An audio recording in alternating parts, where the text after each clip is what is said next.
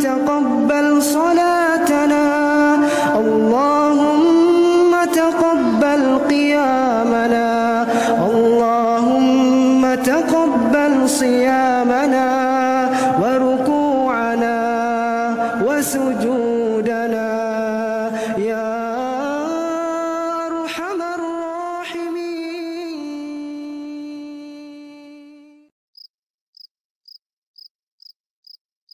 Tatimmus salihat.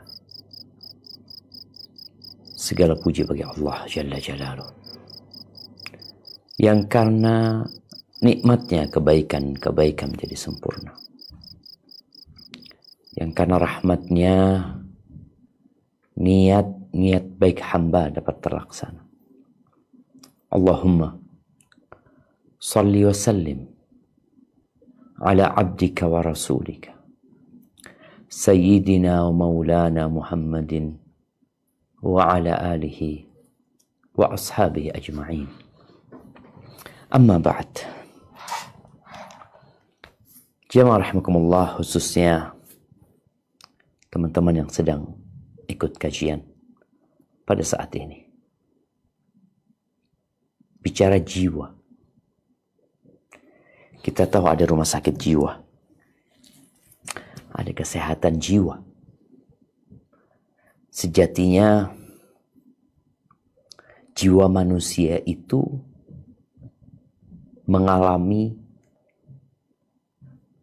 perubahan yang sangat cepat berdasarkan kondisi hatinya, kondisi lingkungannya, atau tentang bagaimana dia menyikapi roda kehidupan yang terus berputar, yang terkadang menyenangkan, tapi terkadang menyedihkan.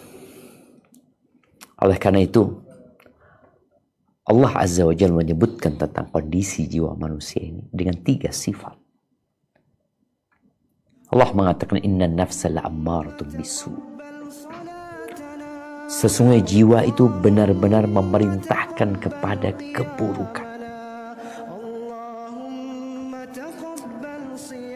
Ana yang sedang di sini dan jamaah yang ada di berbagai tempat yang berbeda-beda,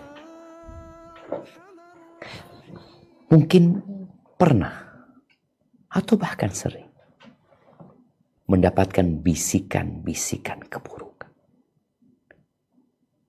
yang kita tidak melihat siapa yang membisikkan kepada kita. Terkadang terjadi obrolan di dalam jiwa kita, saling mengemukakan argumentasi. Oh, kamu seharusnya nggak boleh kayak gitu. Seharusnya kamu menerima. Tapi gimana ya? Ada obrolan di jiwa kita.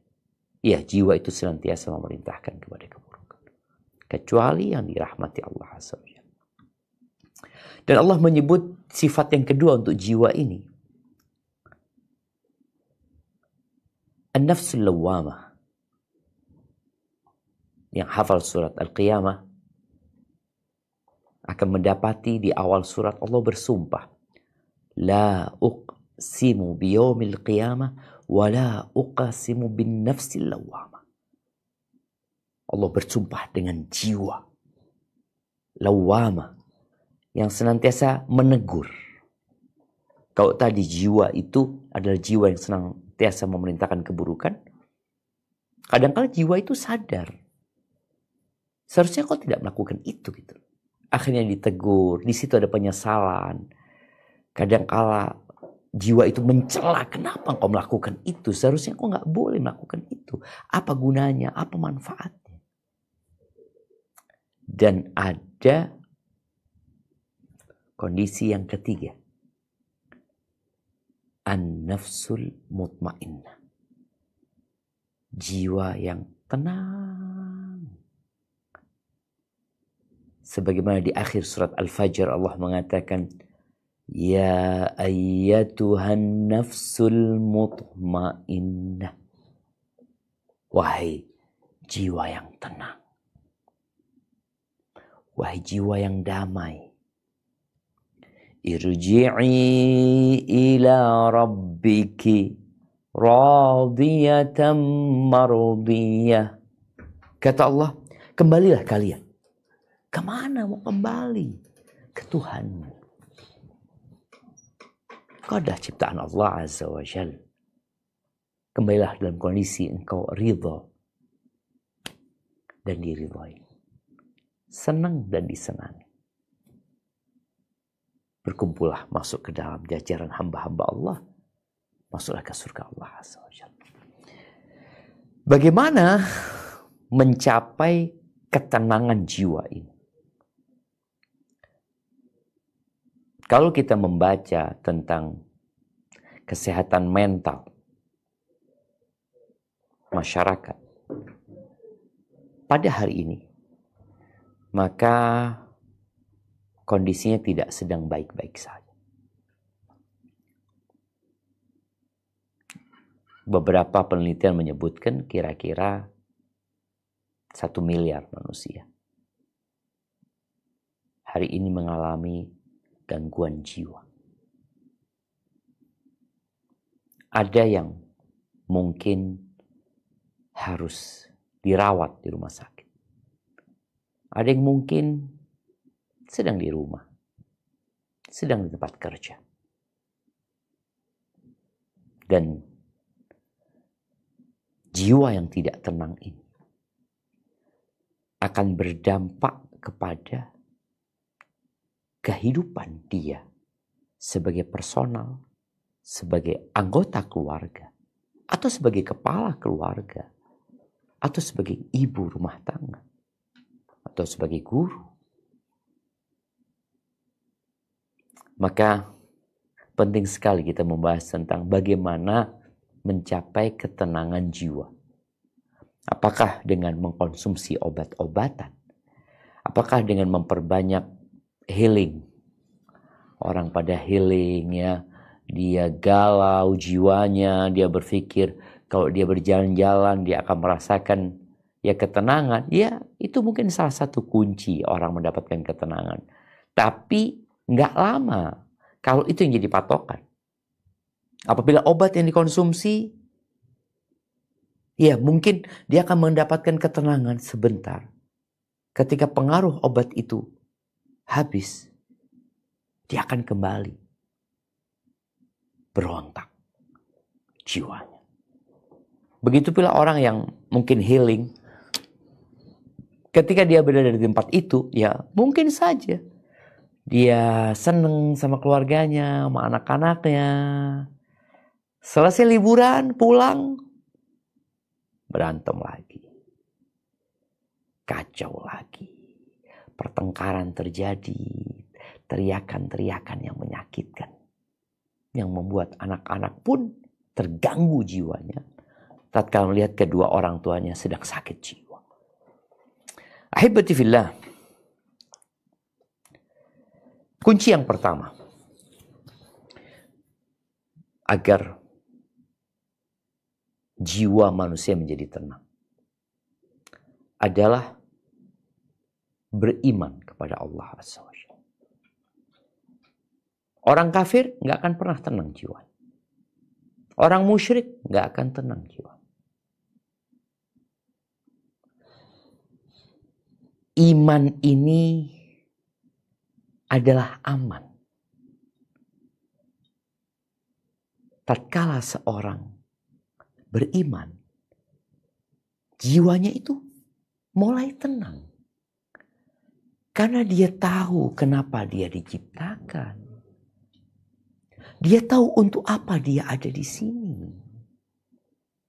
Dan kenapa Allah menciptakan dia.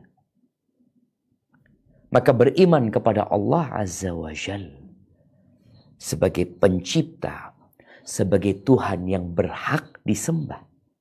Dan ridho. Allah mengatur segalanya. Allahu Akbar. Dia akan tenang. Ketika kita naik mamanya flying fox. Datang pemandunya mengatakan dipakein ini, dipakein. Kita tenang semuanya. Kita tanya, aman Bapak? Aman. Nggak apa-apa. Kita naik ke sini, ini nggak apa-apa. Aman. Ketika kita yakin aman, maka kita akan aman. Subhanallah, barang siapa yang beriman kepada Allah dengan iman yang sebenarnya, bukan Islam KTP, bukan yang hanya sholat kalau ada perlunya, tapi dia memang orang yang beriman kepada Allah. Dia tahu dengan nama-nama Allah, sifat-sifat Allah. Dia tahu bahwa Allah itu maha mulia, maha agung, maha pengasih kepada hambanya. Allah lembut sama hamba-hambanya. Subhanallah, Allah mengabulkan doa mereka. Allah tahu dengan yang tersembunyi. Allah tahu dengan isi hati kita. Dan Allah tahu dengan yang maslahat buat kita.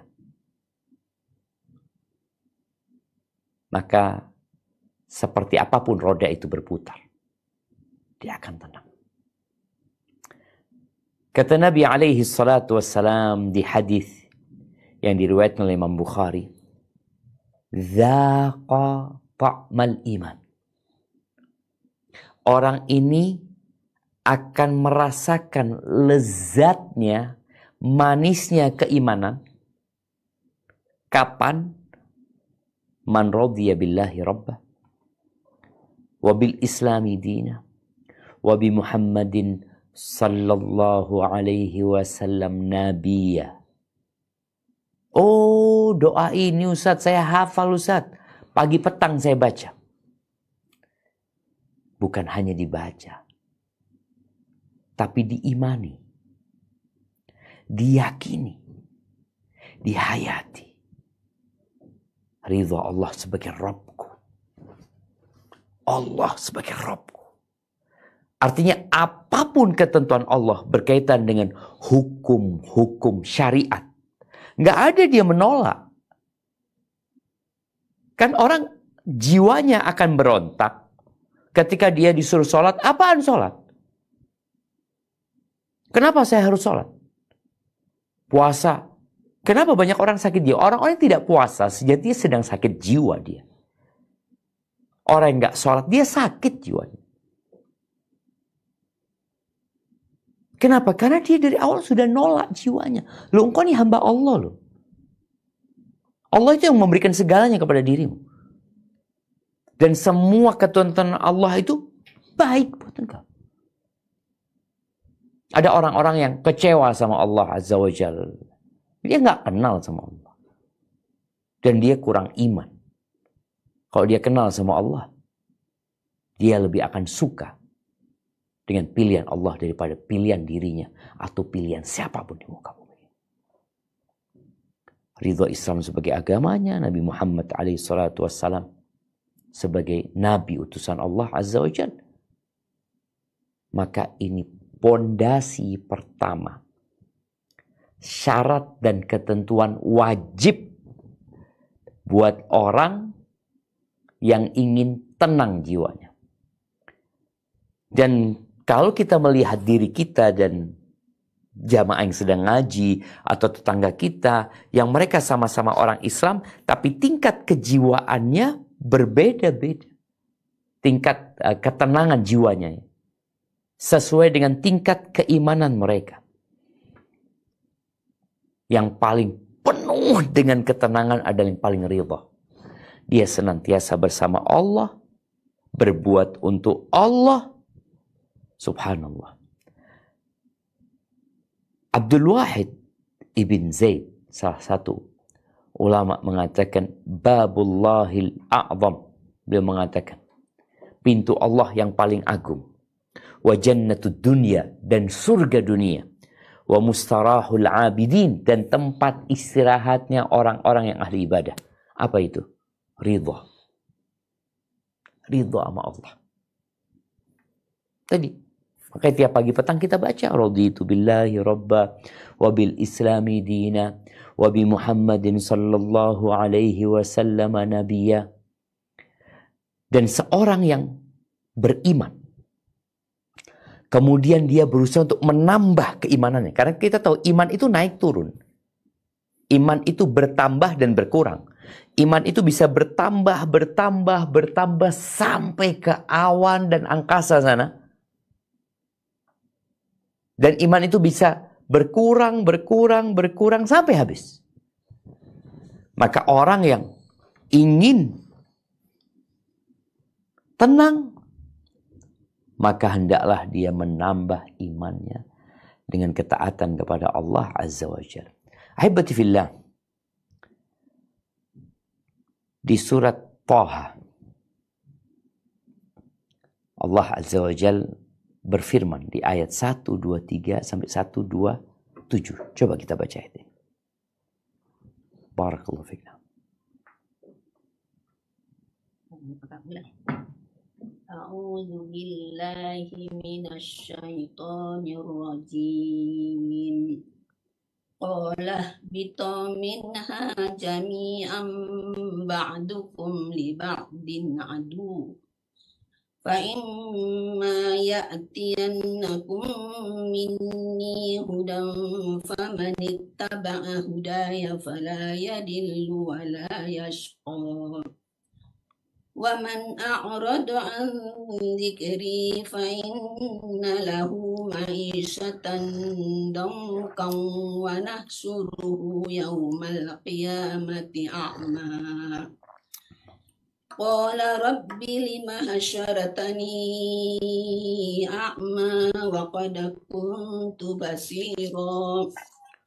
Qala kadzalika atatka ayatuna fanasitaha wa kadzalika al-yawma tunsa wa kadzalika najzi man asrafa wa lam yu'min bi ayati rabbih wa la'adzabul akhirati asyaddu wa abqa.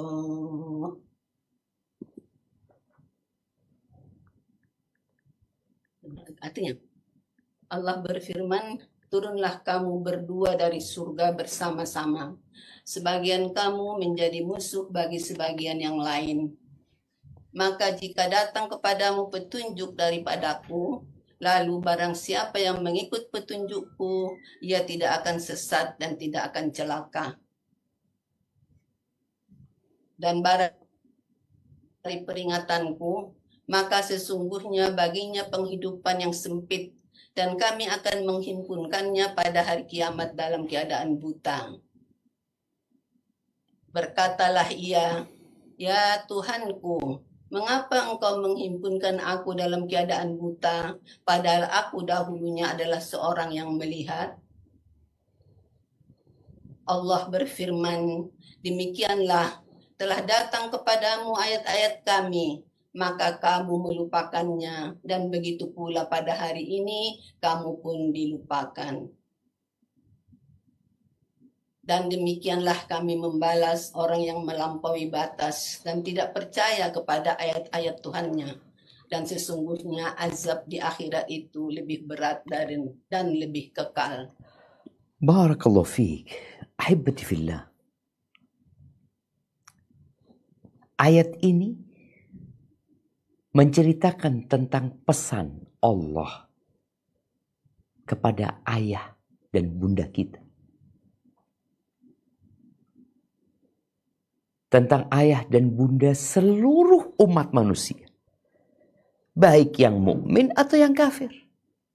Yang muslim, yang non-muslim, bapak ibunya satu. Satu. Orang-orang kafir, siapa bapak ibu mereka? Adam dan Hawa. Dan orang-orang Islam, Adam dan Hawa. Tatkala diturunkan dari surga, Allah dia kasih pesan. Allah kasih pesan, barang siapa yang mengikuti petunjukku, maka dia tidak akan tersesat dan tidak akan celaka. Tapi yang berpaling, yang gak mau terima, maka bagi dia kehidupan yang sempit. Sempit. Oh, boleh jadi dia orang kaya. Fir'aun kaya. Tapi jiwanya sempit sekali. Hidupnya menderita. Yakin. Karena ini keputusan Allah Azza wa Jalla. Dan pada hari kiamat akan dibangkitkan dalam kondisi buta, nggak bisa ngelihat, padahal di dunia bisa melihat. Apa penyebabnya? Menolak ayat-ayat Allah, nggak beriman dia. Dia tidak mau beriman. Dan azab akhirat itu lebih pedih dan lebih kekal. Azab itu ada dua. Ada azab fisik, ada azab jiwa. Sakit kan ada sakit jiwa, ada sakit fisik. Dan Allah akan berikan dua azab itu kepada mereka. Dan kita tahu ya, sebagian orang terazab jiwanya sampai ingin mati fisiknya. Maka ahibati fillah, itu hal pertama. Beriman kepada Allah dan tambahlah keimanan itu dengan meningkatkan amal kebajikan, mengikuti petunjuk-petunjuk Allah Azza wa Jalla. Yang kedua, kunci ketenangan jiwa adalah menyerahkan kepada Allah semua urusan. Engkau sudah beriman, ya udah serahkan sama Allah. Yakin bahwa pilihan Allah lebih baik daripada pilihan dia. Banyak orang yang depresi, banyak orang yang stres ketika mereka tidak menerima takdir Allah Azza wa Jalla. Seorang wanita yang tahu-tahu didapat WA dari suaminya bahwa dia telah diceraikan. Apa yang dia lakukan? Ketika dia beriman dengan takdir Allah dan dia menyerahkan kepada Allah, dia selesai sudah qadarullah ma syaa fa'al. Inna lillahi wa inna ilaihi raji'un.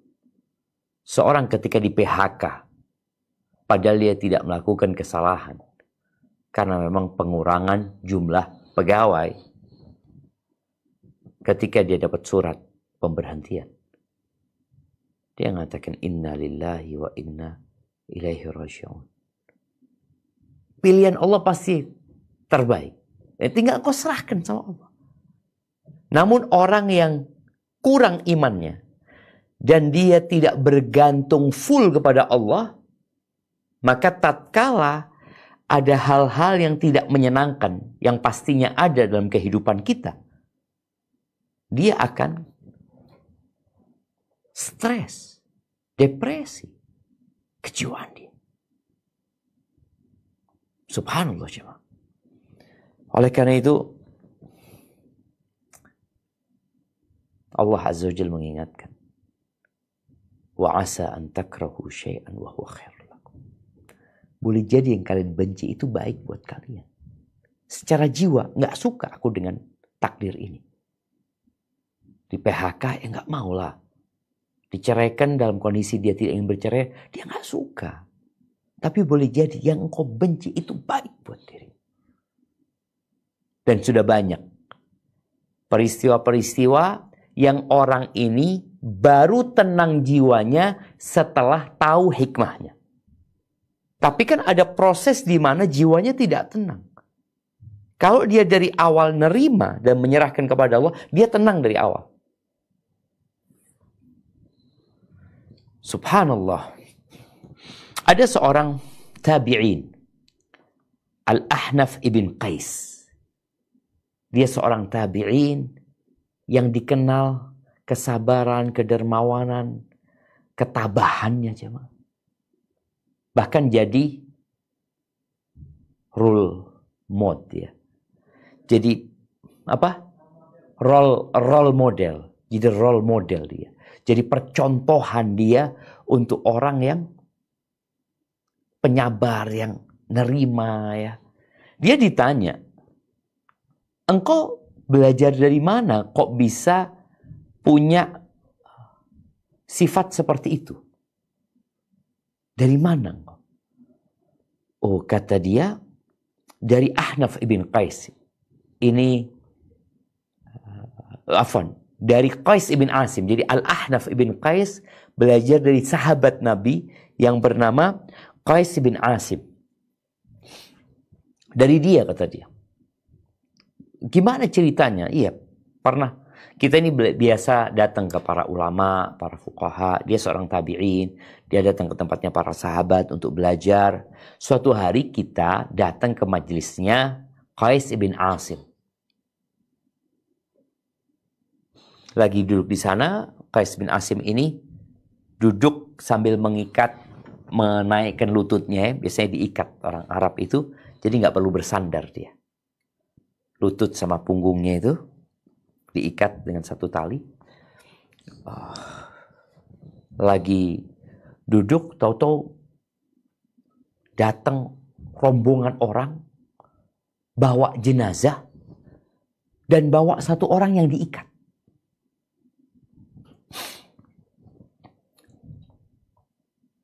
Mereka mengatakan dalam kondisi lagi bermajelis, ini anakmu dibunuh sama sepupunya. Yang membunuh itu sepupunya, ini keponakannya Qais ibn Asim. Qala fa wallahi ma halla habwatahu hatta faragha min kalami.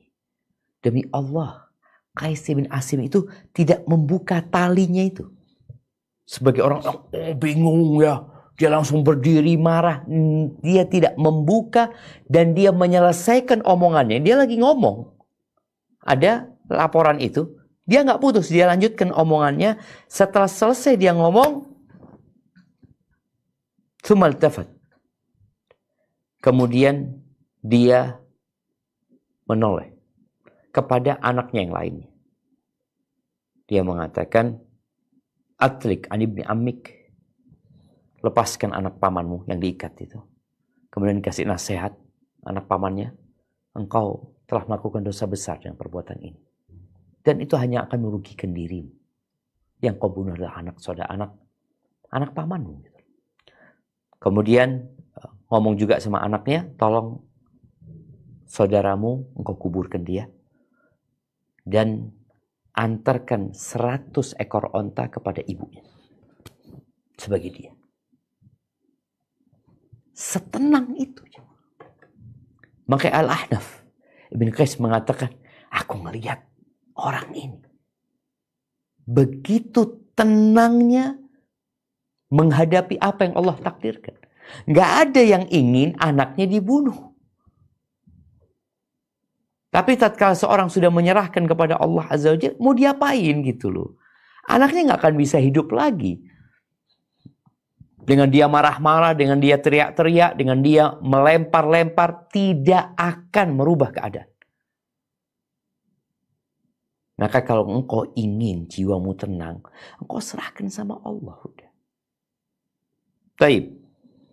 Yang kedua, menyerahkan semuanya kepada Allah Azza wa Jalla. Dan yakin pilihan Allah adalah yang terbaik. Kalau kita baca cerita Nabi Musa sama Khadir alaihi salam, bagaimana ketika Khadir merusak kapal, bagaimana Khadir membunuh bocah itu, bagaimana Khadir kemudian merenovasi bangunan yang hendak roboh. Setelah Nabi Musa dikasih tahu, semua itu adalah perintah Allah Azza wa Jalla. Dan Nabi Musa tahu dengan hikmahnya, ya baru tenang jiwanya. Sebelumnya enggak. Diingkari. Gimana engkau merusak kapal orang yang dia berbuat baik sama kita? Udah dikasih tumpangan gratis, kapalnya dirusak. Itu anak bocah kecil nggak punya dosa, dipelintir kepalanya dibunuh. Itu bangunan mau roboh, engkau renovasinya ada hubungan engkau sama bangunan itu. Dan seharusnya engkau minta upah sama warga kampung yang tidak mau menjamu kita. Karena orang masih bertanya-tanya. Tapi ketika sejak awal orang itu menyerahkan, selesai. Engkau akan tenang. Tapi itu yang kedua. Yang ketiga, ya hubunganmu sama Allah harus baik. Khusyuk. Tunduk sama Allah Azza wa Jalla. Dan di antara penyambung kita sama Allah adalah sholat. Posisi yang paling dekat kita sama Allah itu adalah ketika sujud. Bukan ketika engkau ada di atas mimbar. Bukan ketika engkau berada di atas pesawat. Bukan ketika engkau berada di gedung tertinggi. Posisi terdekatmu sama Allah adalah ketika sujud. Oleh karena itu, Abu Dawud meriwayatkan hadis bahwa Rasulullah sallallahu alaihi wasallam idza hazabahu amrun fazi'a ila shalah. Kalau beliau dirudung sebuah permasalahan, beliau akan melarikan permasalahan itu ke salat. Ya, engkau butuh teman untuk curhat. Jadikan Allah kawanmu. Jadikan Allah selalu mendengar curhatan. Berhenti bikin status-status yang hanya membuat orang penasaran. Oh, mungkin kau butuh kasih sayang orang. Allah itu Ar-Rahman, Ar-Rahim. Perbaiki hubunganmu sama Allah Azza wa Jalla. Rasulullah SAW bukan tidak pernah ada masalah dalam hidup. Ada banyak masalah. Karena hidup ini memang berpindah dari satu masalah ke masalah berikutnya. Beliau larikan ke sholat. Sholat. Perbanyak sholat. As-salatu khairu mawdu. Sholat itu sebaik-baiknya ibadah yang diletakkan. Dan kita lihat ya. Demi ketenangan jiwa. Manusia itu harus sholat minimal 5 waktu. Sholat wajib. Kalau mau tambah sunnah lain lagi. Pagi. Subuh ya. Sebelum dia beraktivitas. Nanti selesai dia beraktivitas ya. Karena kita tahu dari subuh ke zuhur itu ada banyak masalah lah. Ada banyak kerjaan, banyak hal. Kemudian dari zuhur ke asar. Kadang-kadang kita dengar masalah nggak nyaman ini tuh. Ketemu sholat asar. Dari asar ke maghrib. Ada informasi-informasi. Sholat ini terus sholat nggak berhenti. Sampai kapan? Sampai mati. Maka Nabi SAW mengatakan, "Faman sya'a falyastakthir wa man sya'a falyastaqil." Barang siapa yang ingin banyak sholatnya, perbanyak sholatnya. Jadi sholat itu ibadah yang jumlahnya bebas. Itu sholat sunnah mutlak itu bebas. Kalau bicara sholat wajib udah ditetapkan. Rawatib udah ditetapkan. Tapi ada waktu-waktu yang bebas engkau mau sholat berapapun. Selama itu bukan waktu larangan, sholat. Punya masalah, sholat. Udah 2 rakaat selesai, belum selesai. Masalahnya, sholat lagi. Hamparkan sejadahmu. Katakan Allahu Akbar. Allahu Akbar. Allah itu maha besar. Tapi sebagian kita sholatnya asal-asalan. Padahal itu kunci ketenangan jiwamu. Terkadang, anak rasakan, terkadang anak terburu-buru. Karena ada satu pekerjaan, anak sholat sunnah terburu-buru. Kemudian anak ingat.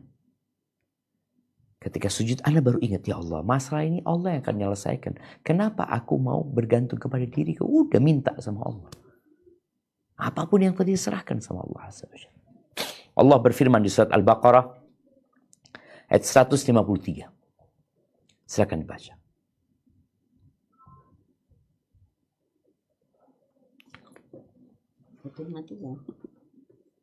Billahi minasyaitonir rajim. Ya ayyuhalladzina amanu ista'inu bis-sabri was-salah. Innallaha ma'as-sabirin. Hai orang-orang yang beriman, mintalah pertolongan kepada Allah dengan sabar dan sholat. Sesungguhnya Allah beserta orang-orang yang sabar. Barakallahu fiik. Jadi menahan diri sholat. Sabar itu menahan diri. dari mengucapkan, melakukan perbuatan yang tidak Allah ridhain dan bertentangan dengan akal sehat. Tapi kan nahan itu berat. Tapi tahan kok. Terus sholat. Diceritakan ada seorang ayah ya, yang dapat berita anak dia yang sudah dewasa, yang sudah diharapkan bisa meringankan beban orang tua. Yang orang tua sudah melihat masa depan cerah untuk anaknya. Tahu-tahu dapat kabar anaknya meninggal dunia. Subhanallah. Itu sang ayah, dari malam dia dapat berita, dia mengatakan ya, dia memuji Allah, lalu mengatakan inna lillahi wa inna ilaihi rajiun. Kemudian dia sholat malam itu sampai subuh. Sholat. Kenapa? Allah yang nyuruh. Allah yang nyuruh. Maka kemudian datang ketenangan, kedamaian, ketentraman dalam jiwanya. Baik, yang keempat, senantiasa merasa bahwa solusi itu dekat. Solusi untuk masalah yang dia hadapi, oh dekat. Dekat. Jadi perasaan itu harus ada dalam diri kita. Loh, kenapa? Karena apabila kita merenungkan kehidupan ini, kita melihat yang namanya keadaan itu berubah terus. Orang itu selalu berpindah-pindah dari kenyamanan, ketidaknyamanan. Dia menangis, kemudian dia tertawa. Dan tidak ada bala kecuali diangkat. Maka nggak perlu putus asa. Tumbuhkan dalam diri, insya Allah dekat.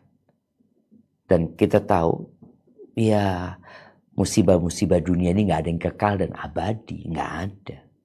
Orang kena penyakit, ya terakhir dia mati. Selesai. Berhenti gitu. Itu bicara musibah dunia. Maka ya, Allah Azza wa Jalla di surat Al-Insyirah ayat 5 dan 6 menekankan hal ini. Ini ayat menceritakan tentang bagaimana Allah memberikan minnah, memberikan karunia kepada Nabi SAW. Alam nashrah laka sadrak. Bukankah kami telah melapangkan dadamu? Iya. Namun beliau pernah susah hidupnya. Wa rafa'na laka dzikra. Allah diingatkan dengan kondisi Nabi SAW. Ada nikmat loh, engkau dapat nikmat loh. Walaupun engkau pernah merasakan kesusahan, kesulitan, cobaan dan ujian yang datang silih berganti, tapi ada solusi dari Allah. Ada banyak kebaikan yang Allah berikan kepadamu. Nah, coba dibaca ayat 5 dan 6. A'udzu billahi minasy syaithanir rajim. Fa inna ma'al usri yusra. Inna ma'al usri yusra. Sesungguhnya sesudah kesulitan itu ada kemudahan. Sesungguhnya sesudah kesulitan itu ada kemudahan. Barakallahu fikum. Allah mengatakan ma'a. Ma'a itu bukan sesudah sebenarnya, tapi bersama. Fa inna ma'al usri yusra. Bersama kesulitan itu ada kemudahan. Orang yang tidak menumbuhkan hal ini dalam jiwanya, dia akan galau. Dan dia akan terus tanya, sampai kapan kondisi akan seperti ini? Loh, Allah sudah mengatakan, fa inna ma'al usri yusra. Bersama kesulitan ada kemudahan. Apapun kesulitan itu, apabila semua manusia sudah angkat tangan, tidak dapat membantumu, Allah akan jadikan kemudahan. Bagaimana kondisi jiwa Nabi Musa dan Bani Israel? Tatkala mereka sampai ke pantai di waktu pagi, Mereka hendak meninggalkan Mesir. Tahu-tahu sampai pantai gak ada jembatan, tidak ada perahu yang dapat menyeberangkan pula. Dan tatkala mereka menoleh ke belakang, Fir'aun udah nyampe. Apa kata Bani Israel? Inna lamudrakun. Ini kondisi jiwa mereka. Mereka, aduh habis kita sudah. Kita akan dibantai. Kita akan ketangkap sama Fir'aun. Itu di belakang kita Fir'aun. Apa kata Nabi Musa? Kalla. Inna ma'iya rabbi sayahdin. Enggak mungkin. Sekali-kali enggak mungkin Fir'aun bisa menangkap kita. Sesungguhnya bersamaku ada Tuhanku. Dia akan memberikan petunjuk. Ini keyakinan yang harus ada selalu di diri seorang hamba. Dalam jiwa bahwa bersama kesulitan ada kemudahan. Ya ini semua kuncinya beriman tadi. Tahap yang kelima. Mengingat Allah dan membaca Al-Quran. Engkau sudah beriman, engkau sudah menyerahkan semuanya kepada Allah Azza wa Jal, engkau sudah berbaik sangka sama Allah, yakin bersama kesulitan ada kemudahan, maka engkau harus banyak berzikir. Zikir itu amalan lisan, tapi dibaringin dengan keyakinan dalam hati. Apa faedah zikir? Allah berfirman di surat Ar-Ra'd ayat 28. Apa kata Allah Azza wa Jalla? Tafadhal. A'udzu billahi minasy syaithanir rajim. Alladzina amanu wa tatma'innu qulubuhum bi dzikrillah. Ala bidzikrillahi tatma'innul qulub. Yaitu orang-orang yang beriman dan hati mereka menjadi tentram dengan mengingat Allah. Ingatlah, hanya dengan mengingati Allah lah hati menjadi tentram. Nah, ingat. Bukan dengan liburan, bukan dengan hiburan, bukan dengan harta, bukan dengan tahta orang, bukan dengan popularitas dia akan tenang, tidak. Tapi bizikrillah. Maka isilah waktumu dengan zikir. Paling enggak zikir pagi dan petang. Paling tidak segala aktivitasmu dimulai dengan bismillah. Engkau baca subhanallah wa bihamdihi subhanallahil azim. Ketika dalam kondisi yang tidak menyenangkan, dakwatul makrub kata Nabi SAW. Doa buat orang yang sedang dalam masalah. Sedang. Ada orang yang masalahnya sudah pergi. Dia hanya sedih. Ada orang yang sedang cemas dengan masa yang akan datang. Padahal nggak ada masalah. Tapi kecemasan dalam jiwanya. Ada orang yang benar-benar sedang dalam masalah.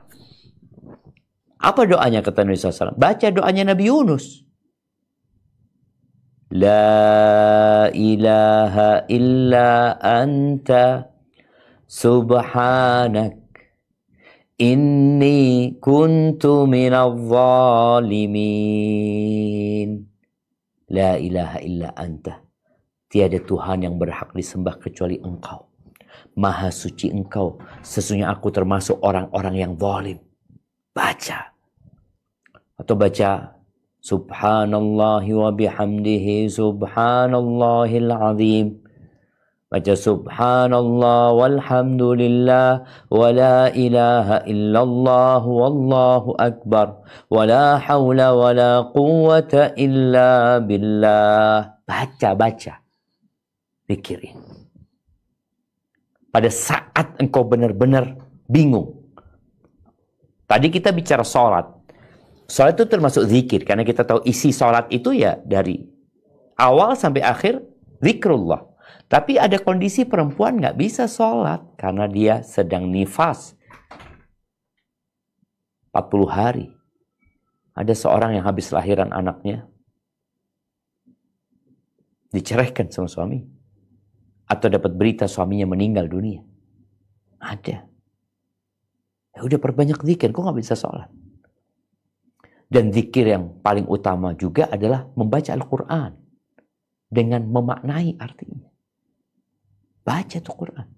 Allah mengatakan, Inna nahnu nazzalna dzikr. Sesungguhnya kami menurunkan zikir. Itu Al-Quran. Dan orang yang sedang dalam kondisi tidak nyaman hatinya, kemudian dia membuka kitabullah, lalu dia mengkaji makna dan artinya, selesai baca Quran dia akan tenang. Dan ketenangan jiwamu setara dengan hubungan baikmu dengan Al-Quran Al-Azim. Baik, yang keenam, ilmu. Orang yang tahu dengan perintah Allah, larangan Allah, dia juga memahami tentang hakikat kehidupan ini, maka dia akan suka dengan ilmu. Yang sumbernya tadi Al-Quran, dia baca hadis-hadis Nabi SAW, dia datang ke kajian. Terus terang, ketika Anda membaca kitab ya. Awalnya Anda pegang handphone mamanya.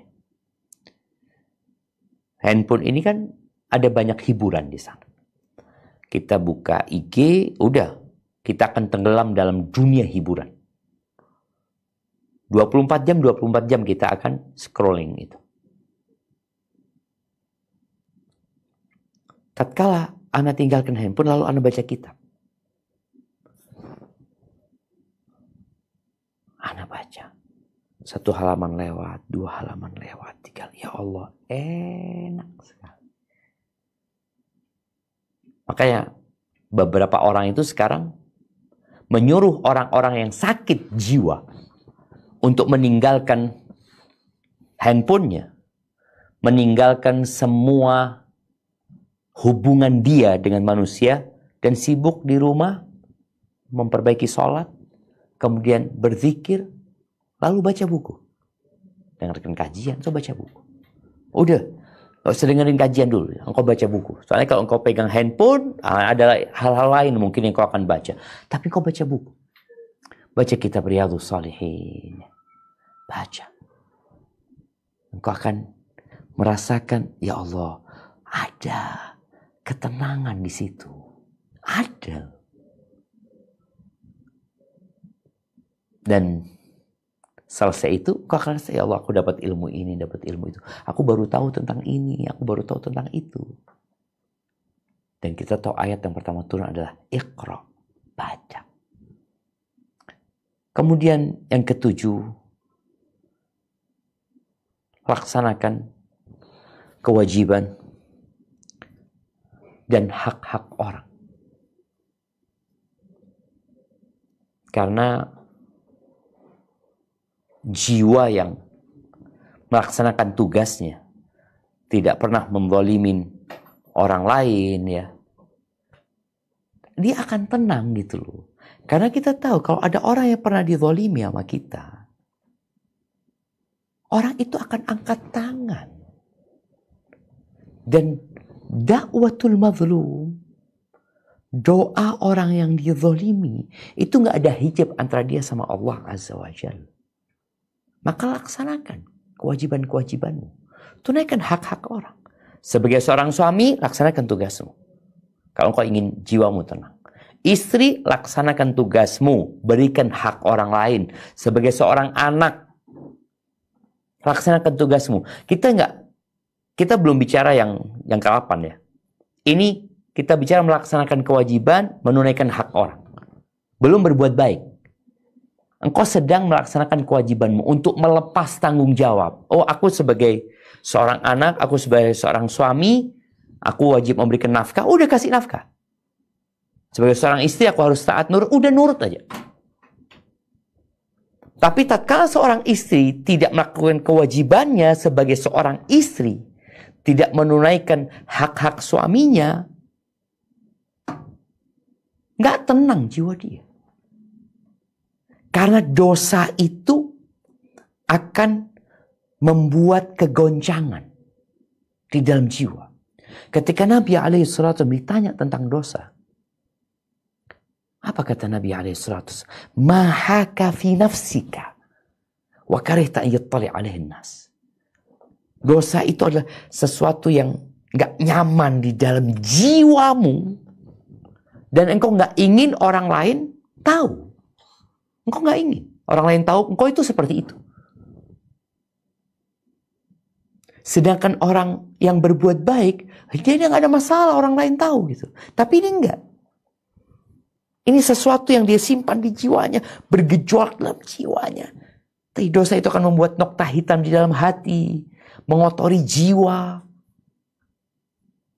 Maka tolong laksanakan kewajibanmu, tunaikan hak orang lain. Apapun posisimu, sebagai seorang pegawai, ya udah laksanakan tugasmu. Tapi kalau atasan menyuruh untuk kemaksiatan, ya di awal kan udah dibahas beriman kepada Allah. Nggak ada yang namanya taat kepada makhluk kalau menyelisih perintah Allah yang menciptakan kita. Jadi melaksanakan kewajiban dan menunaikan hak ini akan menyebabkan engkau tenang. Ada seorang istri yang punya masalah sama suaminya mungkin berbuat salah ini dan itu. Dia mengatakan, Ustadz, urusan suami anak, urusan dia sama Allah. Sudah, anak akan laksanakan tugas anak sebagai seorang istri, sebagai seorang muslimah. Nah, tenang dia di sana.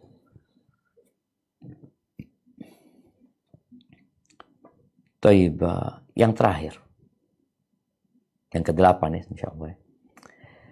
Berbuat baik kepada manusia. Kalau tadi kan sekedar melaksanakan kewajiban kita. Ini berbuat baik kepada manusia. Dengan harta, kalau bicara berbuat baik itu, dengan harta yang kita miliki, dengan wibawa yang kita punyai, dengan kekuasaan, dengan ilmu, apa aja. Pokoknya kau berbuat baik sama orang sudah. Karena orang yang bakhil, Nabi alaihissalam mencontohkan ya, orang yang dermawan itu, orang yang terus berinfak, terus berbuat baik kepada orang, itu pakai baju yang sempit awalnya. Kita tahu orang kalau pakai baju sempit itu gak nyaman gitu loh. Tapi setiap kali, ini baju besi ya, baju besi yang sempit. Setiap kali dia bersedekah, baju besi itu semakin melebar. Semakin melebar. Melebar dan kemudian menutupi tangannya, menutupi tubuhnya, sehingga musuh yang akan menyerang itu akan terlempar. Pedang tidak akan dapat mengenai fisik dia karena ada baju besi tadi yang meliputi dirinya. Tapi kalau orang yang bakhil, ketika dia semakin dia tidak berbuat baik kepada orang, semakin sempit baju itu, semakin terbuka tubuhnya, terus mencekik dirinya pada akhirnya. Maka berbuat baiklah kepada orang. Benar. Engkau akan merasakan jiwa yang tenang. Makanya Allah Azza wa Jalla mengatakan, wa may yuqa syuhha nafsihi, barang siapa yang dijaga dari kekikiran jiwanya, fa ulaika humul muflihun. Maka dia adalah orang-orang yang sukses. Orang-orang yang sukses. Kemudian yang terakhir, kali tadi yang ke-8, yang ke-9 yang terakhir ini, doa.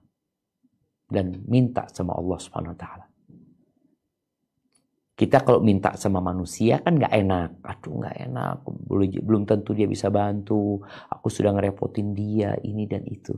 Tapi kalau engkau minta sama Allah, Allah semakin senang sama kita. Jadi masalah-masalah dalam hidup ini, memang Allah turunkan agar manusia ini kembali kepada Allah. Angkat tangan, dia cari waktu yang mustajab, dia memohon kepada Allah Azza wa Jalla pertolongan, dengan dia minta sama Allah ya, dan dia yakin Allah akan kabulkan, dia akan tenang. Nabi Zakaria alaihi salam, bagaimana beliau berdoa minta anak sampai umur 100 tahun. Apa kata beliau? Walam akun bidu'aika rabbi syaqiyya. Aku nggak pernah kecewa doa sama kau ya Allah. Nggak pernah kecewa. Padahal nunggu 100 tahun. Karena dia dengan minta sama Allah, dia jadi tenang. Dia yakin Allah akan kasih. Ud'uni astajib lakum, kata Allah. Mintalah kepadaku, pasti aku kabulkan. Barakallahu fiik, itu beberapa kunci jamaah untuk mendapatkan ketenangan jiwa. Sekali lagi, jiwa manusia itu mengalami proses ya. Jiwa itu senantiasa membisikkan keburukan. Orang itu disuruh bunuh diri, orang itu disuruh melakukan tindakan yang tidak sesuai dengan akal sehat, wala dengan syariat. Nanti kalau sudah berbuat, jiwa itu akan mencela, kenapa kau melakukan itu? Tapi nanti akan dibisikin lagi. Sampai tingkatan mutmainnah. Tingkatan jiwa yang tenang dengan perintah Allah. Dengan ketentuan Allah. Dengan apapun solusi yang Allah berikan, dia tenang. Pada saat itu, keridhaan Allah menunggu dia, surga Allah menanti dia.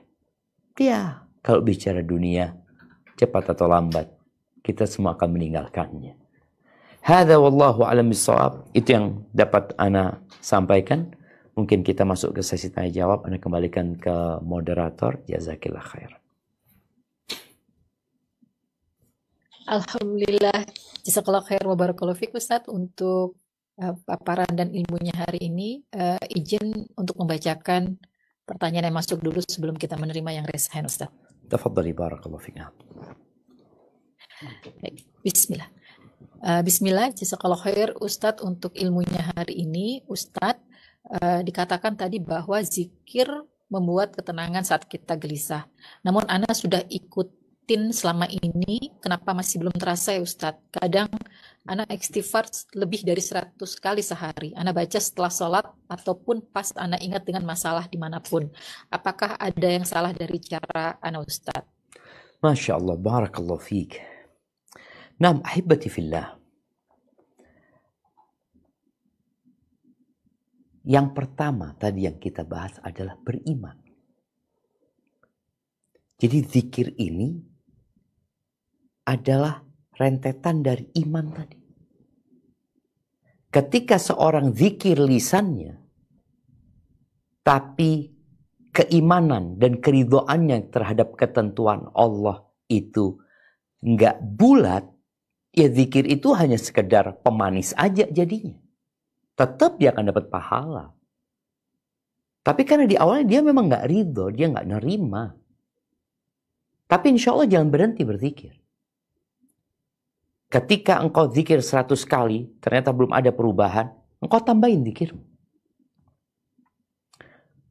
Dosisnya seperti orang minum obat. Kadangkala, oh ini dosisnya terlalu rendah, masalahmu terlalu besar. Jadi dosisnya harus ditambah. Tambah zikirmu. Sambil kualitasnya. Obat itu dijual di apotik kadangkala ya sama isinya. Tapi ternyata kualitasnya beda-beda. Nah, bagaimana engkau memperbaiki kualitas zikirmu?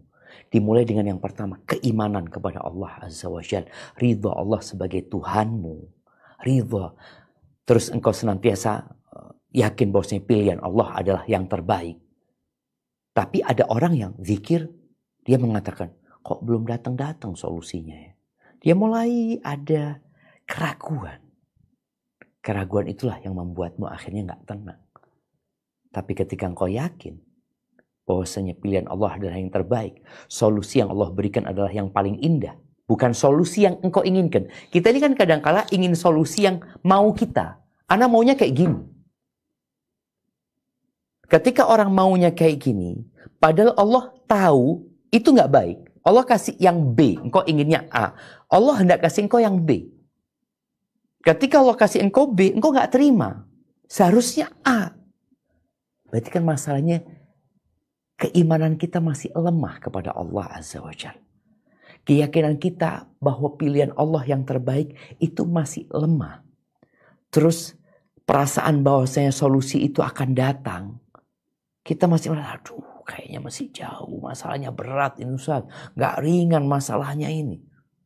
maka itu mungkin menjadi penyebab kenapa zikirnya akhirnya kok sepertinya tidak memberikan ketenangan. Insya Allah tetap memberikan kedamaian dan ketenangan, tapi sesuai dengan porsi atau dosis yang kau gunakan. Maka perbanyak zikirmu, hayati yang engkau baca, kemudian mungkin perlu ditambah dengan membaca orang-orang yang susah hidupnya. Ditambah lagi ini hal yang berkaitan dengan obat atau kunci ketenangan jiwa ini, berkumpul sama orang-orang miskin ya. Kita berbuat baik kepada manusia.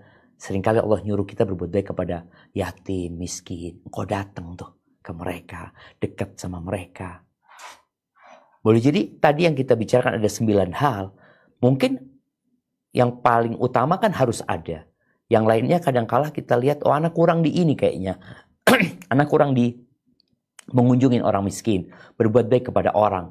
Coba engkau kumpul sama orang-orang miskin. Duduk sama mereka. Maka di situ engkau akan mendapatkan ketenangan jiwa. Iya. Hadza wallahu a'lam bissawab. Jazakallahu khair Ustaz. Pertanyaan berikutnya, Bismillah, Ustadz mohon penjelasan apa maksudnya berserah diri kepada Allah. Apakah ini berarti kita hanya berdoa dan beribadah saja pada Allah dan menunggu perubahan yang ditakdirkan Allah? Karena bukankah dikatakan Allah tidak akan merubah nasib umat jika tidak berusaha? Masya Allah.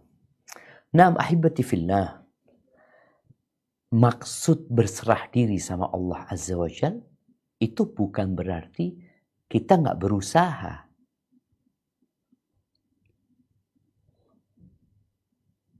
Tawakal itu amalan hati. Usaha itu amalan raga kita. Hati kita harus menyerahkan sama Allah. Yakin pilihan Allah yang terbaik. Yakin. Makanya Allah mengatakan فَإِذَا عَزَمْتَ فَتَوَكَّلْ عَلَى اللَّهِ. Kalau engkau sudah bertekad, udah serahkan sama Allah Azza wa Jalla. Serahkan. Ketika perang Uhud, kalah umat Islam. Kalah mereka. Padahal mereka udah tawakal, tapi mereka yakin di sini. Pasti ada hikmahnya. Jadi pelajaran. Jadi usaha itu amalan fisik kita kerjakan karena Allah perintahkan kita berusaha. Rasulullah SAW ketika perang Uhud, beliau pakai baju perang. Bahkan baju perang beliau double yang beliau kenakan. Ini usaha dengan raga kita. Tapi hati kita harus nyerahkan sama Allah Azza wa Jalla. Kalau Allah berkehendak, seperti yang terjadi di perang Uhud. Allah berkehendak bahwasanya gigi Nabi patah ketika perang Uhud. Alaihi salatu wassalam. Gelang-gelang besi beliau itu, yang seharusnya melindungi wajahnya, malah masuk ke pipi Nabi alaihi salatu wassalam. Tapi kalau engkau sudah menyerahkan sama Allah dan yakin pilihan Allah adalah pilihan yang terbaik buat dirinya, maka dia akan tenang jiwanya. Kita bicara ketenangan jiwa. Rizki. Ketika engkau bersandar kepada usaha, kemudian keterampilanmu, link yang engkau miliki, tahu-tahu bangkrut, engkau akan stres. Tapi ketika sejak awal engkau mengatakan, terserah Allah, kita cuma usaha ya. Kita cuma usaha, kita yakin pilihan Allah yang terbaik. Kita lihat juga ada orang-orang yang bekerja, buka usaha, nggak selalu sukses dan berhasil. Kita yakin bahwasanya dalam semua ketentuan Allah, itu ada hikmah buat setiap manusia yang menjalaninya. Jadi itu maksudnya berserah diri sama Allah, bukan nggak berusaha ya. Artinya hatinya menyerahkan sama Allah, kalau fisik kita ya berusaha. Seperti seorang yang di PHK kemudian dia melamar kerja. Hatinya harus bergantung sama Allah. Jangan pernah berkata, oh fulan kayaknya bisa bantu ana. Oh fulan bisa bantu ana. Mereka ini cuma sebab. Engkau harus katakan bahwasanya aku serahkan semua kepada Allah. Nggak ada yang bisa bantu kecuali Allah. La haula wa la quwata illa billah. Engkau berangkat ke fulan ya sebagai bentuk menjalankan sebab aja. Dan hatinya tetap, ya Allah, nggak akan bisa fulan bantu ana kalau engkau nggak bantu ya. Seperti itu kiranya, wallahu a'lam bishawab. Nah. Barakallahu fikum Ustadz. Berikutnya kita berikan kesempatan untuk bertanya langsung, Ukhti Putri, Afwan, sebisa mungkin sesuai tema, dan kalau bisa cukup satu, tafadholi. Jazakillah khair Uti, malah tadi Ana minta dua ya Uti. Assalamualaikum warahmatullahi wabarakatuh Ustaz. Waalaikumsalam warahmatullahi wabarakatuh. Assalamualaikum ilaikum Ustaz. Afwan Ustaz, Ana mau bertanya. Tadi Ustaz mengatakan bahwa kita harus menyerahkan semua masalah kita kepada Allah SWT. Dan sejauh mana Ustaz kita boleh curhat ke orang yang kita percaya untuk masalah kita, mengingat Ana pernah membaca bahwa tutuplah masalahmu seolah-olah orang lain melihat kamu baik-baik saja gitu Ustaz. Yang kedua Ustaz, apa bedanya antara cemas dan pasrah Ustadz? Ini Ana kebetulan memang sering safar menggunakan pesawat Ustadz dan sering dihantam oleh turbulensi yang dahsyat gitu Ustadz.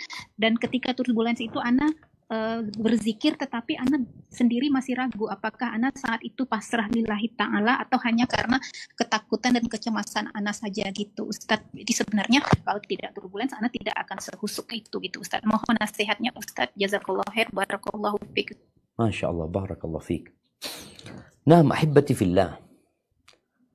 Kalau bicara mengeluhkan masalah kita kepada orang, maka seharusnya itu tidak terjadi. Tapi kalau kita datang ke orang, bermusyawarah sama dia, berharap ada solusi dan masukan. Karena kita tahu ada perintah untuk bermusyawarah. Wasyawirhum fil amr. Musyawarahlah bersama mereka. Suami istri yang ribut terus, yang tidak menemukan titik temu, maka Allah mengatakan fab'athu hakaman min ahlihi wa hakaman min ahliha. Utus dari pihak keluarga laki-laki, utus dari pihak keluarga wanita, seorang utusan untuk menyelesaikan masalah. Jadi dia bukan hanya untuk mengeluh, enggak. Karena kita tahu fulan ini siapa fulan gitu. Tapi kita berpikir anak akan musyawarah, anak akan sampaikan, boleh jadi ada arahan-arahan. Rasulullah SAW ketika ada masalah di perang Badar, beliau minta pendapatnya para sahabat tentang bagaimana kita menghadapi masalah ini. Jadi bukan mengeluh aja. Enggak. Tapi bagaimana mencari solusi. Karena ada orang-orang yang sedang mengeluh ya. Tadi Anda sampaikan bikin status.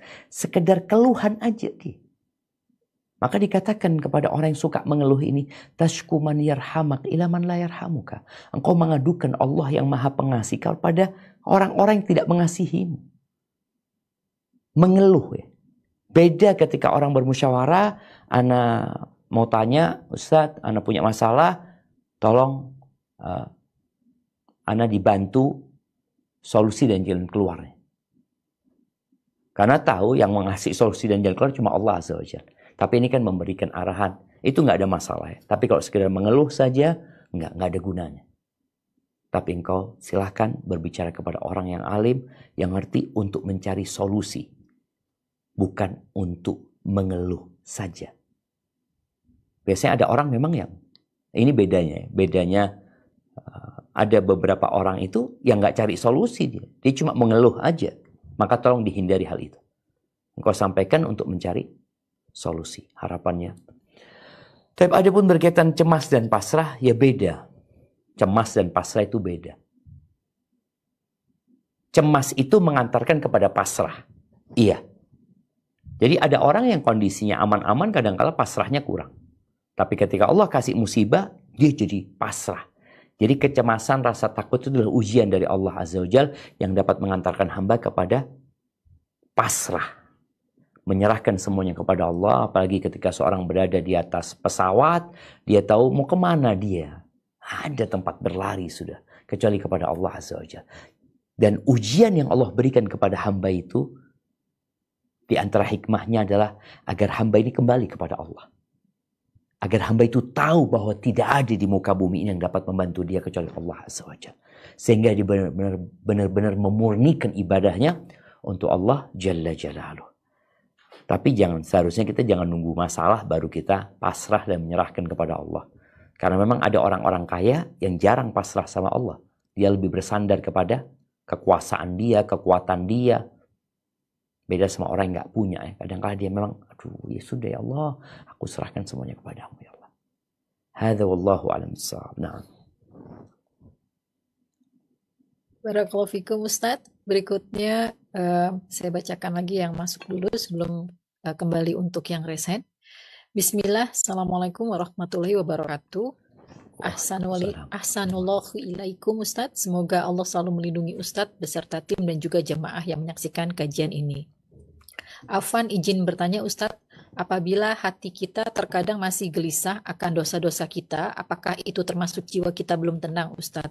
Meskipun sudah berusaha memperbaiki hubungan dengan Allah, tapi terkadang masih ada kegelisahan yang kadang membuat bingung apa yang harus diperbaiki lagi. Mohon nasihat dan solusinya Ustadz. Ini mungkin juga ada pertanyaan Ustadz yang relate juga. Yang pertama adalah bahwa saya selalu terbayang dengan dosa besar waktu sebelum hijrah dan khawatir tergelincir lagi. Dan juga ada umahat yang mengatakan bahwa meskipun sudah menghindar dan bertobat dengan maksiat, tapi kadang selalu tergelincir lagi sehingga sampai saat ini masih belum menemukan ketenangan hati. Mohon nasihatnya Ustaz. Masya Allah, barakallahu fiik. Nah, jamaah, dosa ini memang salah satu faktor yang membuat orang tidak tenang jiwanya. Ada dosa masa lalu yang terkadang masih menghantui. Apa yang perlu dilakukan dengan dosa masa lalu yang menghantui? Maka jadikan dosa masa lalu ini sebagai motivator kita untuk memperbaiki diri. Boleh jadi memang ibadah kita masih kurang. Sampai sebagian salaf mengatakan ada dosa yang mengantarkan pelakunya ke surga. Sebagaimana ada ketaatan yang mengantarkan pelakunya ke neraka. Kok bisa seperti itu? Ya karena yang pertama tadi, dia terbebani dengan dosa dia, maka membuat dia lebih taat lagi kepada Allah, lebih banyak lagi istighfarnya, lebih banyak lagi sodakohnya. Dia berusaha benar-benar menghindari karena dia takut tidak diterima tobatnya. Maka kegelisahan itu mengantarkan kepada ketaatan. Ini manfaat buat orang itu. Tapi jangan sampai kegelisahan itu mengantarkan kepada keputusasaan. Kayaknya Allah gak ampuni. Gak boleh. Engkau tetap harus berbaik sangka sama Allah. Namun engkau tetap berburuk sangka kepada dirimu dengan dosa-dosa yang pernah engkau kerjakan. Adapun berkaitan dengan orang yang sudah bertaubat, kemudian dia melakukan dosa itu lagi. Atau dia takut tergelincir ke dosa itu lagi. Kalau dia takut, maka dia menghindar. Orang kalau takut sama api, dia akan menghindar. Orang yang takut dengan ketinggian, dia akan menghindar ketinggian tersebut. Tapi jangan sampai engkau takut berbuat dosa, tapi engkau mendekati tempat itu. Seharusnya kau benar ya, orang itu jujur, aku memang mau meninggalkan dosa itu. Ya udah tinggalkan tempat itu. Kenapa juga disyariatkan hijrah jamaah. Dan Allah ketika menyebutkan orang-orang soleh itu, walladzina yu'tuna ma ataw wa qulubuhum wajilah annahum ila rabbihim raji'un. Orang itu terus berbuat kebaikan. Dia sholat, dia zakat, dia sodako, dia puasa. Tapi hatinya gelisah. Gelisah takut tidak diterima. Karena dia tahu aku ini banyak dosanya. Boleh jadi sholatku juga gak khusyuk. Aku takut sodakoku ada riya di situ. Maka kegelisahan ini membuat mereka akhirnya terus memohon kepada Allah Azza wa Jal. Seperti Nabi Ibrahim mengatakan, Rabbana taqabbal minna. Ya Allah terimalah dari kami ya Allah. Terimalah dari kami, innaka antas sami'ul alim. Dan beliau juga berdoa, wa tub alaina. Berikan tobatmu kepada kami ya Allah. Innaka antat tawwabur rahim. Jadi kegelisahan ini seharusnya mengantarkan kepada ketaatan kepada Allah. Dan dia menjadi tidak ujub dengan amalannya. Itu jadi kebaikan sebenarnya. Adapun buat orang tadi yang berbuat dosa. Kemudian dia tobat. Kemudian dia berulang kali berbuat dosa. Hindari tempat-tempat berbuat dosa tersebut. Dan penuhi syarat-syarat tobatmu. Dan ketika engkau tergelincir dalam dosa yang sama, maka segera bertobat. Gimana nanti kalau berbuat dosa yang sama? Tobat lagi. Ya Ustaz, tapi nanti anak takut berbuat dosa lagi Ustaz. Tobat lagi. Intinya engkau tidak boleh berhenti bertobat. Adapun dosa, ya berusaha untuk berhenti. Jangan sampai setan membisikkan kepadamu dan jiwamu memerintahkan kepada dirimu untuk menunda tobat. Udah sekalian aja tobatnya. Sekalian, iyalah. Engkau pekan lalu baru berbuat dosa ini, kata dia. Engkau ulangin lagi. Mau tobat sekarang. Engkau nanti ulangin. Udahlah, tahun depan aja tobat. Bener-bener Ramadan lah paling tidak engkau tobat. Jangan. Jangan. Terus kapan tobatnya? Selesai berbuat dosa, langsung tobat. Dan ikutin dengan kebaikan. Dan syaratnya tobat itu menyesali, meninggalkan, bertekad untuk tidak mengulangi. Tekad untuk tidak mengulangi. Hadza wallahu a'lam bissawab. Nah. Jazakallah khair beberapa topik Ustadz. Berikutnya kita berikan kesempatan untuk yang resen. Tafadholi Ummu Muhammad. Afan bisa mungkin sesuai topik dengan satu pertanyaan. Nah, jazakillah khairan. Assalamualaikum warahmatullahi Waalaikumsalam warahmatullahi wabarakatuh.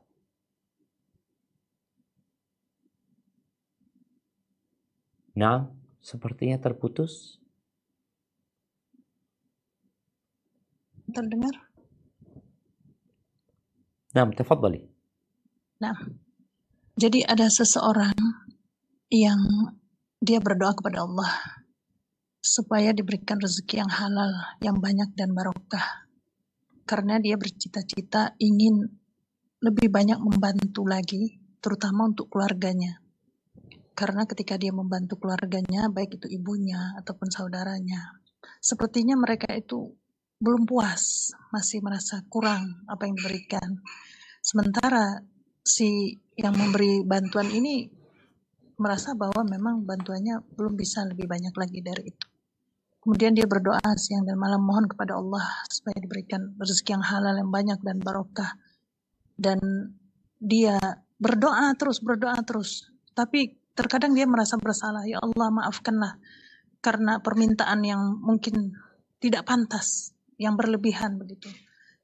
Tetapi dia benar-benar bercita-cita ingin membahagiakan orang-orang yang ia sayangi dan juga orang-orang lain yang memang membutuhkan bantuan. Bagaimana menurut Ustadz atas doa orang tersebut? Apakah dia salah berdoa seperti itu? Yang dia selalu berdoa, dia takut nanti Allah marah begitu. Karena doanya mungkin berlebihan. Dia meminta sesuatu yang lebih. Tetapi orang tersebut menyampaikan, ya Allah, bukannya saya tidak bersyukur atas segala apa yang telah Engkau berikan kepada hamba ya Allah. Tapi hamba ingin lebih baik lagi dunia dan akhirat. Mohon penjelasannya Ustadz. Jazakumullahu khairan. Assalamualaikum warahmatullahi wabarakatuh. Waalaikumsalam warahmatullahi wabarakatuh. Nah, ahibati fillah, berdoa minta rizki. Sejatinya tiap hari Nabi SAW meminta rizki. Allahumma inni as'aluka ilman nafi'an wa rizqan tayyiban wa amalan mutaqabbalan. Adapun keinginan minta rizki yang banyak dalam rangka untuk membantu orang lain, itu juga baik. Tapi, kalau engkau ingin lebih baik lagi, engkau mintakan rizki buat orang-orang itu. Bukan engkau minta rizki supaya diberikan kepadamu, lalu engkau mau beri orang-orang itu. Yang lebih baik harusnya engkau lakukan, engkau berdoa, fulan ya Allah, kasih rizki fulan ya Allah. Bukakan pintu rizki buat dia. Fulan ya Allah, fulan ya Allah. Jadi bukan kita minta rizki itu buat kita lalu kita mau ngasih fulan. Boleh nggak apa-apa, tapi yang lebih baik buat engkau. Engkau mintakan langsung, ya Allah kasihkan rizki kepada fulan. Nggak harus engkau yang kasih. Biar Allah langsung yang ngasih sama fulan. Ini yang perlu kita budayakan. Karena ketika seorang mendoakan orang lain kebaikan, akan Allah kirim malaikat yang mengatakan, Allahumma amin walaka bimithil. Itu bicara rizki. Kemudian kau lihat, boleh jadi mereka, bukan mereka, manusia itu nggak ada puasnya. Nggak ada puasnya. Dikasih 1 lembah emas, dia ingin 2, dia ingin 3. Maka engkau selain mintakan rizki buat mereka, mintakan kepada Allah buat mereka iman. Engkau minta kebaikan, mamanya, Allahumma inni as'aluka al-huda wat-tuqa wal-afaf wal-ghina. Ya Allah, aku minta kepadamu, ya Allah, petunjuk, ketakwaan, penjagaan kehormatan diri. Allahumma nas'al huda wa tuqa wal afafa wal ghina, dan kecukupan ya Allah buat aku ya Allah, dan buat fulan ya Allah, buat ayahku, buat bundaku, buat saudara-saudaraku, buat kerabatku, berikan kepada mereka juga itu ya Allah. Di sini jamaah, engkau berbuat baik tanpa mereka tahu engkau berbuat baik kepada mereka. Hada wallahu a'lam bissawab. Jazakallah khair Ustaz. Pertanyaan berikutnya Ustaz.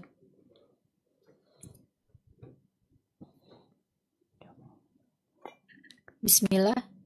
Ustadz izin bertanya bagaimana menguatkan anak-anak supaya bisa menerima ketetapan Allah bila takdir Allah tidak sesuai dengan apa yang kita inginkan. Ini memang belum terjadi dan mungkin bisa saja terjadi pada kami.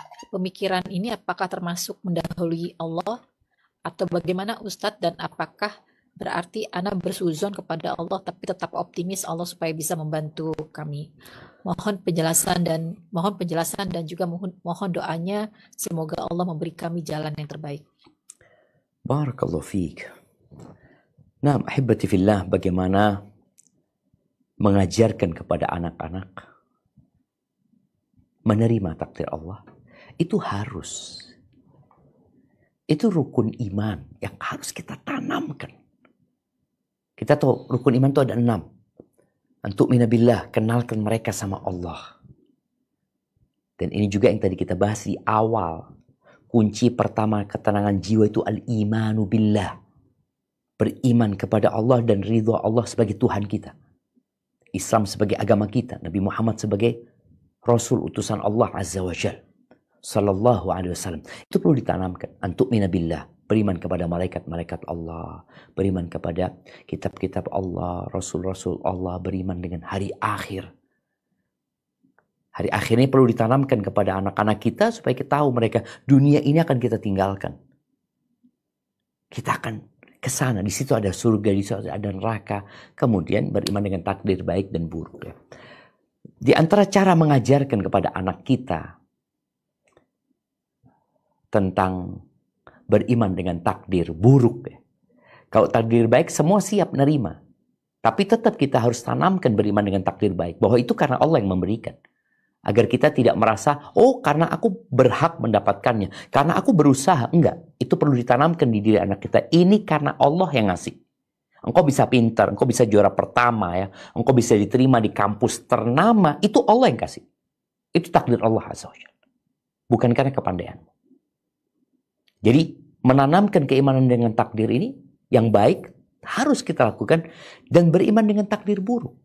Bukan kita menanamkan pesimisme, enggak. Itu akan terjadi loh anakku. Mau bacakan kepada dia firman Allah di surat Al-Baqarah ya. Ayat 155 atau dari 153 sampai 157 berkaitan Allah benar-benar akan memberikan ujian. Nak. Sampaikan. Allah janji akan memberikan bala dan ujian. Ujian itu bentuknya macam-macam. Ya di sini orang tua ketika menyampaikan ujian itu, menyampaikan bentuk-bentuk ujian yang Allah akan berikan, anak itu siap gitu loh. Kemudian kita kasih contoh, lihat nah, fulan sakit, Allah kasih penyakit ini. Fulan Allah kasih penyakit ini. Dan semua orang itu diuji. Nah. Kita pun akan diuji. Bagaimana ketika ujian itu datang, ya kita harus siap. Tapi kalau bicara doa, kita nggak boleh minta bala. Doanya kita minta afiah. Minta kesembuhan dan diselamatkan dari bala dan musibah. Dan tetap kita sampaikan, Allah itu maha baik. Allah itu lebih sayang sama kita daripada siapapun di muka bumi ini. Jadi dalam semua ketentuan Allah, pasti ada hikmahnya. Hadza wallahu a'lam bishawab. Jazakallah khair Ustaz. Pertanyaan berikutnya Ustaz. Nah. Bismillah. Assalamualaikum warahmatullahi wabarakatuh. Waalaikumsalam warahmatullahi wabarakatuh. Ustaz, suami saya berkali-kali berselingkuh. Butuh waktu dan mendengar nasihat di kajian untuk saya menjadi lebih tenang. Saat ini saya merasa siap untuk menerima apapun takdir yang ditentukan Allah. Tapi Ustadz, saya ingin sekali berbicara sekali saja pada perempuan pengganggu itu untuk menuntaskan gangguan di hati. Setelah itu saya rasa insya Allah saya bisa lega dan lebih tenang. Bagaimana menurut Ustadz, dan bolehkah saya berdoa pada Allah agar Allah pisahkan suami saya dengan perempuan itu? Barakallahu fiik. Iya, ada yang kurang fair di pertanyaan tadi ya. Di pertanyaan dan di sikap penanya tadi. Seakan-akan yang masalah itu perempuan itu. Masalahnya di suami ibu. Maka ibu perlu duduk sama suami. Ini masalah besar, perselingkuhan, perzinaan. Gak ada alasan seorang laki-laki berzina tatkala Allah membolehkan dia menikah 2, 3, 4. Gak ada alasan. Memang ketika seorang berpikir untuk menikah lagi, dia akan berpikir permasalahan. Tapi ketika orang berzina, dia akan berpikir kelezatan. Ketika seorang berpikir untuk poligami, dia akan berpikir ada banyak masalah yang harus dia hadapin. Ketika orang berpikir berzina, dia akan berpikir hanya kelezatan, selesai. Tapi di situ ada keresahan. Baik, sebelum engkau berbicara dengan wanita itu, tadi udah dikatakan dalam pertanyaannya, bahwasanya dia berselingkuh lagi, berselingkuh. Iya, perempuan ini berganti dengan 1000 wanita di luar sana. Engkau ngomong sama perempuan itu oke, dia tidak akan ganggu, emangnya akan berhenti setan mengganggu? Nggak akan, ada wanita banyak di luar sana yang akan mengganggu dia. Oh, masalahnya oke, fulana lagi. Engkau lagi ngurusin fulana. Selesai fulana, masalahnya di rumahmu. Suamimu yang bermasalah. Maka bagaimana engkau berpikir menguatkan keimanan suami? Mengajak dia kembali kepada Allah. Ketika dia kembali kepada Allah, dia akan punya punya protek di dalam jiwanya. Jadi semua gangguan dari luar itu, anak panah ya. Anak panah, kita tahu pandangan terhadap wanita itu anak panah yang beracun. Ketika seorang memprotek dirinya dengan baju besi, mungkin dengan baju astronot ya, yang tidak tembus dengan panah atau apa, dia diganggu seperti apapun, dia akan tetap lempeng. Dia akan tetap lurus. Dia akan selamat. Tapi kalau dia tidak membentengi dirinya, baru udah habis dia. Atau boleh jadi memang suami penanya itu berada di tempat yang menyebabkan dia akan terus berselingkuh di sana. Udah proteknya nggak benar, dia berada di tempat yang penuh dengan dosa. Jadi tolong jangan memikirkan wanita itu. Engkau pikirkan suamimu.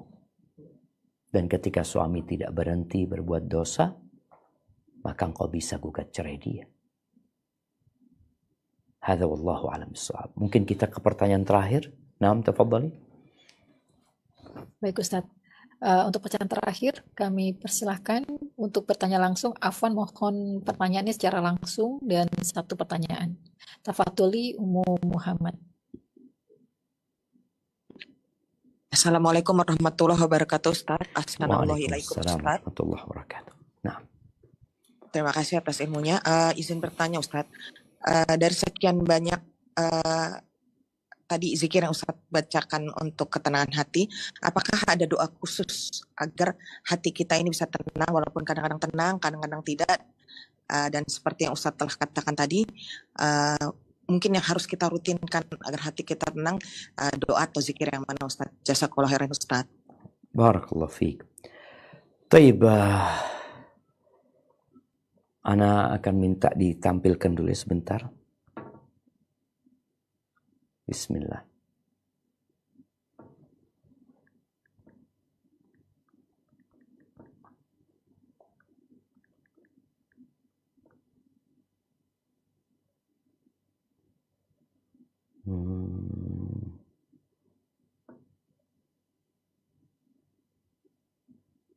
Masya Allah.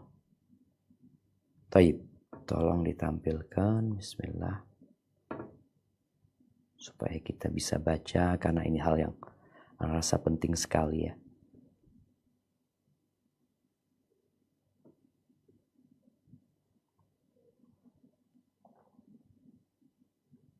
Nah, bisa ditampilkan? Ini bicara tentang Al-Quran ya. Al-Quran itu tadi udah disebutkan termasuk zikir yang menyebabkan orang akan tenang. Taib. Di bawah bisa tampilkan. Terus bawah lagi. Ini yang doanya ya. Ini coba dibesarin doanya itu. Udah paling gede. Bisa dibesarin lagi kayaknya. Fokus ke doanya. Nah. Besarin lagi. Naam, ya. Sahih. Ini doanya. Ini doa diajarkan sama Nabi SAW. Dan beliau menyampaikan kepada para sahabatnya untuk mempelajari doa ini. Dan menghafalkannya. Ini doa pelipur lara ya. Doa untuk supaya jiwa kita tenang ya. Coba kita lihat ya. Rangkaian doa ini seperti pembahasan kita tadi yang berkaitan dengan kunci-kunci yang mendatangkan ketenangan jiwa. Yang pertama, Allahumma. Memanggil Allah. Allahumma inni abdu. Ini sebuah pengakuan. Aku adalah hambamu ya Allah. Wabnu abdika. Aku anak hambamu. Bapakku itu juga hambamu ya Allah. Mbahku, nenek moyangku semua hambamu ya Allah. Wabnu amatik. Ibuku juga hambamu ya Allah. Nasiyati biyadik. Ubun-ubunku ada di tanganmu ya Allah. Madin fiyah hukmu. Berlaku yang namanya keputusanmu ya Allah. Adlun fiyah qadok. Adil. Apapun yang kau tentukan ya Allah. As'aluka. Baru di sini berdoa. Bikullis min huwalak. Samaita bihi nafsa. Aku memohon kepadamu dengan segala nama yang engkau miliki ya Allah. Yang engkau namakan dirimu dengan nama itu. Au allamtahu ahadan min khalqik. Atau nama itu engkau ajarkan kepada salah satu dari hambamu. Au anzaltahu fi kitabik. Atau nama itu engkau turunkan dalam kitabmu. Au ista'tharta bihi fi ilmil ghaibi indak. Atau nama itu engkau simpan. Khusus hanya engkau yang mengetahui dalam ilmu ghaibmu. Apa permintaannya? Antaj'alal Qur'ana rabi'a qalbi. Aku memohon kepadamu agar engkau menjadikan Al-Quran sebagai penentram hatiku. Wa nura sadri, dan cahaya untuk dadaku. Wa jala'a huzni wa dhahaba hammi, dan pelenyap kesedihanku dan pengusir kegundahanku atau kecemasanku ya. Ini minta supaya dikasih ketenangan agar kita tidak terbelenggu dengan masa lalu dan kita juga tidak tertawan dengan masa yang akan datang. Ya udah, semua serahkan sama Allah Azza wa Jalla. Itu mungkin di antara doa yang perlu dibaca. Semoga ya kita bisa membaca hal itu, dan banyak sekali ya doa-doa yang lainnya seperti Allah Rabbi la usyriku bihi syai'a. Allah itu Tuhanku, aku tidak menyekutukan Allah dengan siapapun, dengan sesuatu apapun. Intinya banyak zikir, baca Quran, berdoa. Ini kalau bicara amalan ya, tapi semua itu harus dimulai dengan keyakinan yang di dalam jiwa kita bahwa kita ridha dengan Allah Azza wa Jalla. Jazakillah khairan, itu yang dapat Anda sampaikan. Kurang lebihnya mohon maaf. Yang benar dari Allah Jalla Jalaluh, yang salah dari diri Anda pribadi.